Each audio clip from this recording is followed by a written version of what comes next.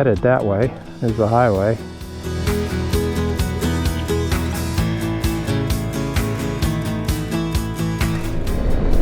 This area is just filled with these little lakes.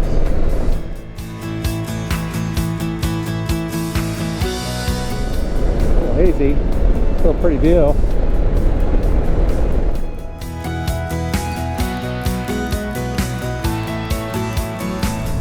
Aquasabon Falls and Gorge.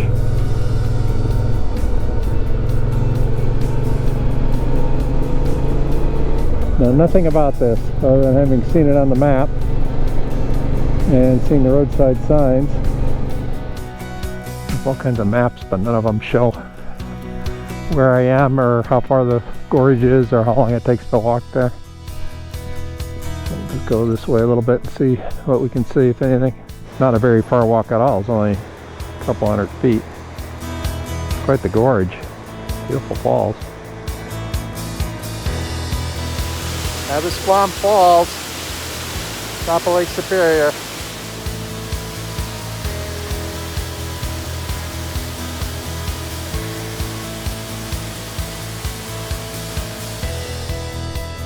Well, that was pretty cool. Got me off my bike.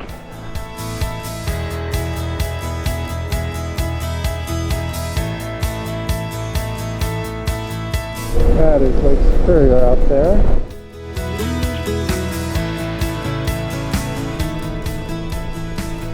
Rainbow Falls, Provincial Park.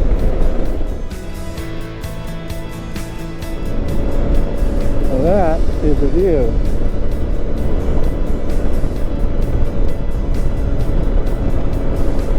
Still 120 kilometers or so from Thunder Bay, which I hope to get to by noon or 1, and then I've got just another couple hours beyond that.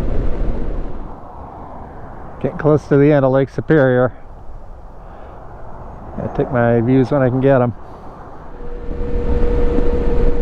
Well, after a few days of skirting around the perimeter of Lake Superior, I have finally put it behind me. Thunder Bay I reached and turned to go northwest. Eventually I ended up on 17, the Trans-Canada Highway, to make my way to Manitoba.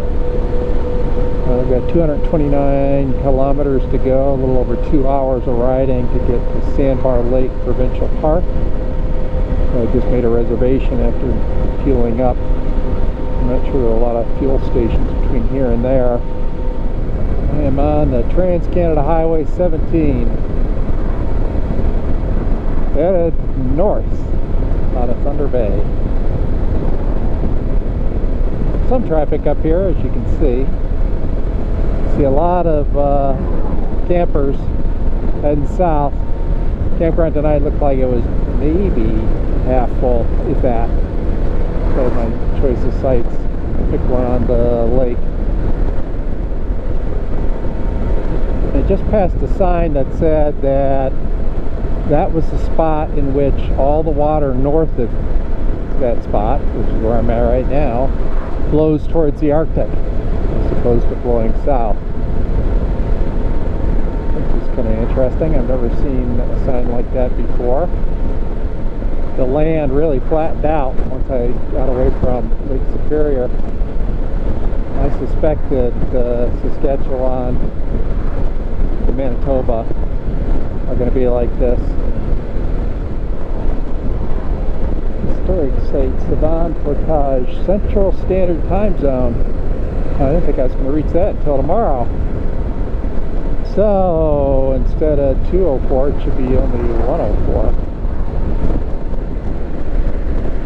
This has gone on for mile after mile, hour after hour today. There's virtually nothing up here. Occasional gas station, maybe a restaurant or a little food stand tied to the gas station, and that's about it. No towns, no services that I can see. I am 24 minutes or 41 kilometers from the Provincial Park, and it's starting to rain a little bit.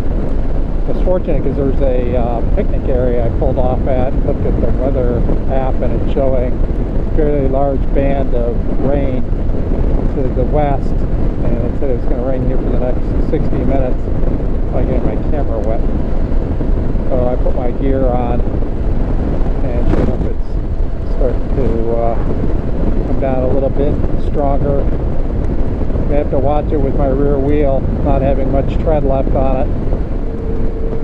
So I'm now in the Sandbar Lake Provincial Park boundary. Sandbar Lake, Ontario Provincial Park.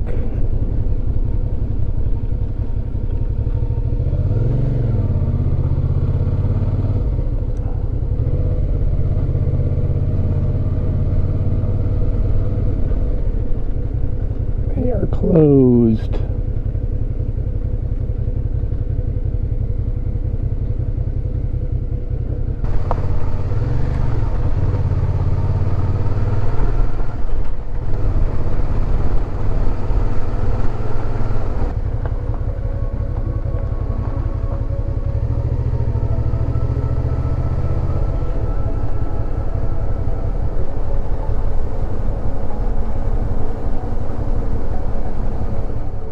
Site 25.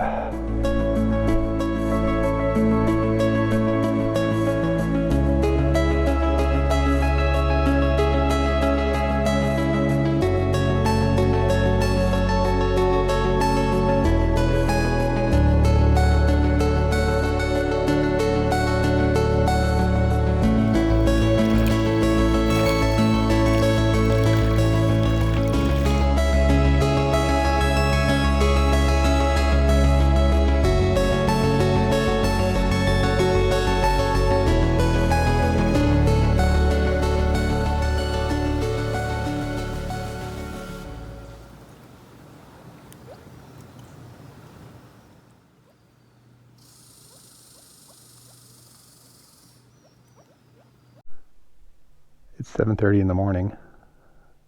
On my way out. So to take a picture of the lake with the sun behind me. Skies are clear right now. It's really humid. So I'm expecting storms later today. Day number 7, Sandbar Lake. Nice and quiet sleep last night. Get about 5 hours to ride today. Right now the weather's beautiful. Oh, it's sticky. Humidity, it's 66 degrees according to my venerable V-Strom. Have one layer on just to cut the wind a little bit. There's a campsite north of Winnipeg that I think it's called Bird's Hill that I'm headed for today. So here we go, day number 7. It's a Tuesday. Hard to believe I've been on the road for 7 days now.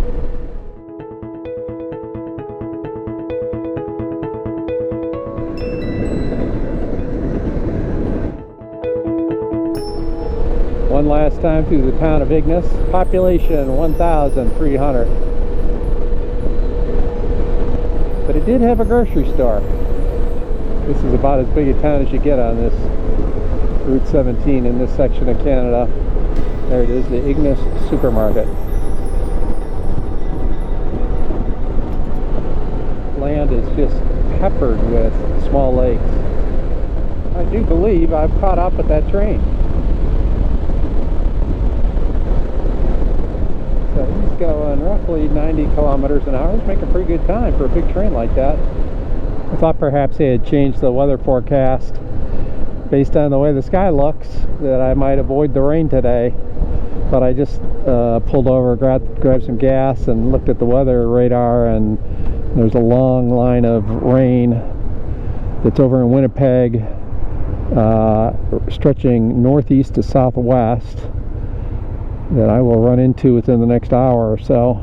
As a result, I put my jacket on. I didn't put my rain pants on. I probably should have, just as insurance in case I run into the rain and can't find a place to pull over. There's that line of storms running into that weather front a little faster than I thought. I'm going to pull over and put my rain pants on and put my electronics away. Welcome back. It's probably a couple hours since I last recorded before the rain, and I worked my way through it. It wasn't terrible, more annoying than anything else. I'm glad I did have my rain gear on, but I was able to maintain speed. And since my last video, I am now in Manitoba, which is Canadian province number 7 for me. Still have about an hour to go. When I entered Manitoba, which is a very long province north to south, their signage was a polar bear. And I can't say that I've been to any other province or certainly any state in the United States where they had a polar bear greeting me on entrance. I'm of course way south. I'm down near the U.S. border as I work my way across the province.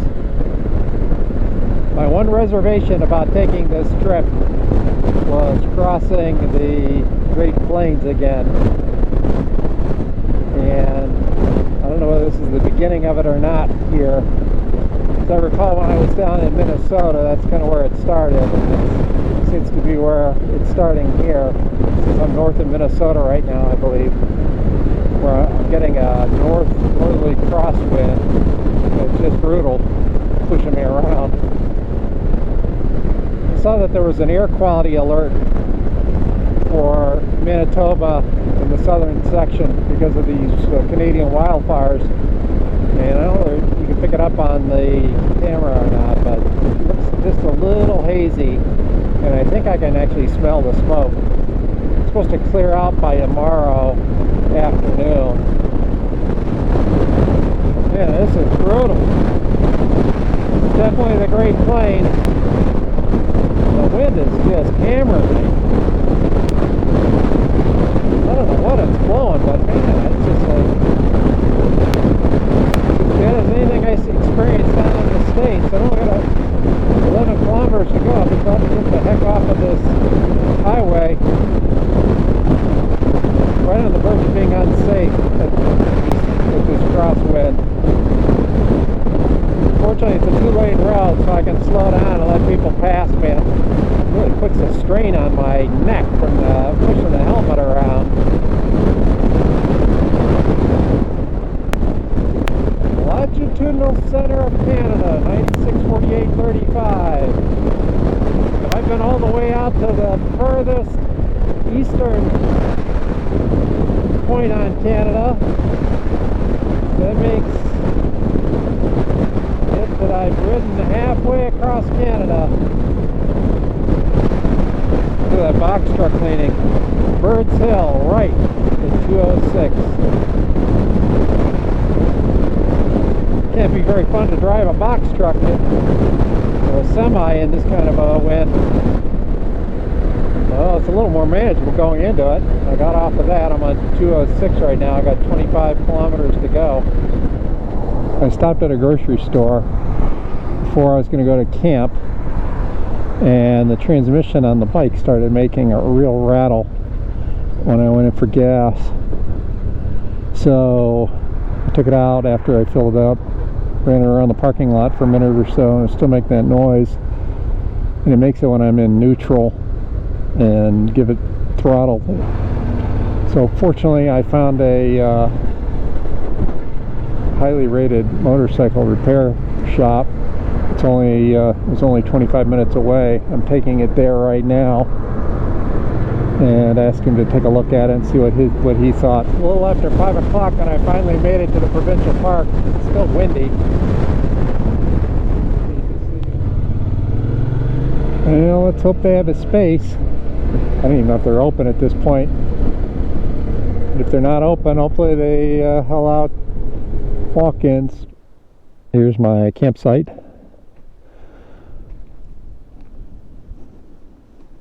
I believe it's called Fox Bay is the particular camping area here, number 8. I lucked out at the dealer. They had I call him a dealer, the repair shop had a Shinko 705 in stock, so he instead of a 150 it was a 140, so it's slightly narrower tire, but close enough. and it fit on the rear perfectly. So he also lubed the chain for me while we were at it, but it turned out that it was not a transmission problem. It was the strut on the bash plate broke.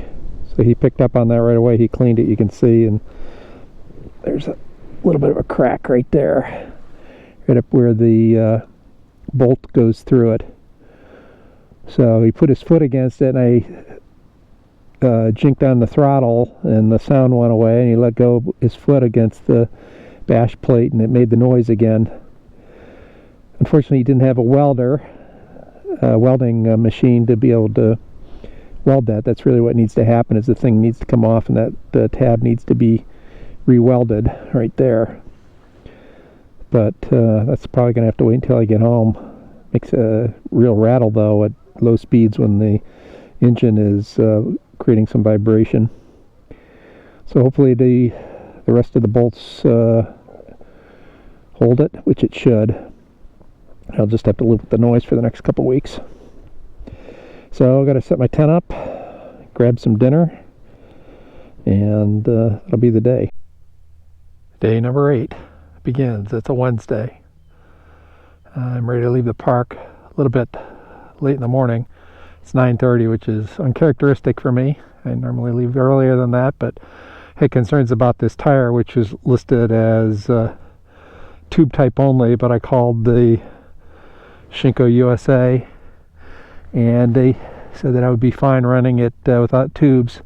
So I got a new rear tire with plenty of tread on it. Front tire, plenty of tread. I'm ready to rock and roll. I'm heading towards Saskatchewan. I'm not sure whether I'm going to be able to make it there or not, given how late I'm leaving. But I do have an intermediate stop about 3 hours out at another provincial park, short of Saskatchewan. So we'll see how it goes today. There were only 2 other campers on my loop last night, so it was dead quiet. Other than the Canadian geese, there must be a huge flock somewhere nearby. They were not quiet at all last night. They kept making noise all through the night, but ended up putting on in earplugs to cut them out, and they were still going at it this morning. I don't know whether the geese got any sleep last night or not, but there must be dozens of them somewhere, and they were just squawking continually. Campground's a very nice campground. It's huge.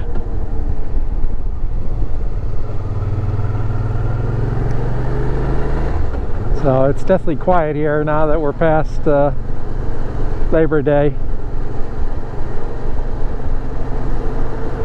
The staff person last night was telling me there's only 4 staff people now that Labor Day has passed. They've actually closed down a whole, in fact there it is right there, closed down a whole series of campground loops. Basically cut the park in half, I believe, for what's open and what's not now, given the lack of usage. The route out of the campground took me into downtown Winnipeg, at least the outskirts of the downtown area. Before I get back on the Trans-Canada Highway. So it's been a little bit of a slow go, but it's interesting to see Winnipeg that I've heard about over the years.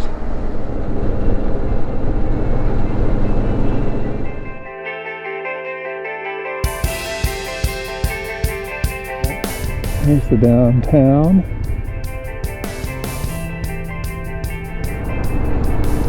Vibrant downtown area.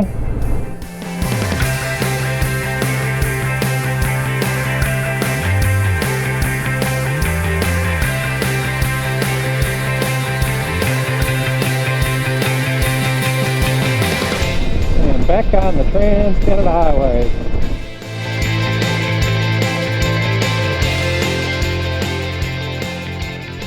I have passed the 2,000 mile mark on this trip, 2019.3 per the odometer.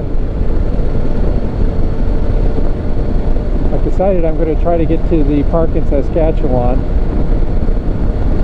I only have an hour to go, and it's about noon time if I were to stop at the park in this province. So I think I haven't changed my GPS over yet, but I think it's going to add another 2 hours, so I probably still have 3 hours to go to get into Saskatchewan and to the provincial park there. Beautiful day. The wind is out of the northeast, so it's slightly behind me. It's made a huge difference on today's ride. The roads have been in really good shape, and the skies are sunny, and it's 64 degrees, so I do have my heated jacket on, but I'm very comfortable with the heated jacket and heated grips. And the tire seems to be working fine, so everything is positive right now. I'll just keep working my way west. I found a fuel station that was just off on the side of the road, so I stopped and made myself a reservation at the Provincial Park, Saskatchewan. Crooked Lake Provincial Park is the name. I raised the windscreen at the last stop, which I normally don't like to run the motorcycle with the screen up high, especially when I'm taking GoPro video. I'm still looking over it. Makes a huge difference in the cockpit, though. The cockpit's a lot quieter right now. I'm reminded once again how big the continent of North America is. Just roll on for hour after hour. They got a pretty good speed. Speed limit's 110 kilometers an hour, but the continent is incredibly large and lots of empty space. I missed the opportunity to take a video when I entered Manitoba. It was raining and I had my equipment put away. I do have the opportunity to say goodbye to Manitoba here in another minute, because I am going to enter. Manitoba was, by the way, province number 7. So here we go. Goodbye to Manitoba and hello to Saskatchewan. There it is. Land of the living skies. So this is province number 8.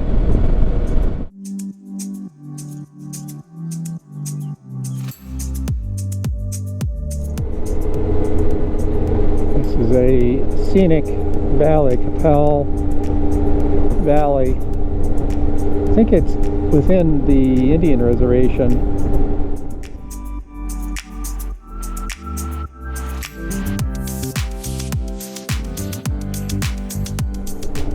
Completely different geology than the plains.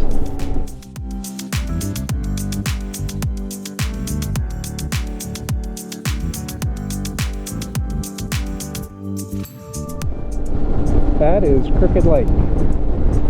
Crooked Lake Provincial Park. After a long day of riding, I am finally arriving.